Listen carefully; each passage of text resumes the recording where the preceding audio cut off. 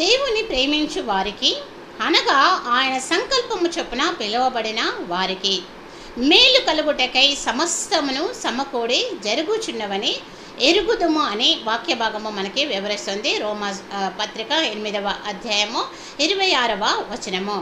దేవుణ్ణి ప్రేమించేటువంటి వారికి, ఎవరైతే దేవుణ్ణి ప్రేమిస్తారో, అదేవిధంగా ఆయన సంకల్పము చొప్పున పిలువబడినటువంటి వారికి, దేవుని సంకల్పం చొప్పున పిలువబడిన వారికి మేలు కలుగుటకై సమస్తమును సమకూడి జరుగుచున్నవని ఎరుగుదమని దేవుని యొక్క వాక్యము మనకి వివరిస్తుంది.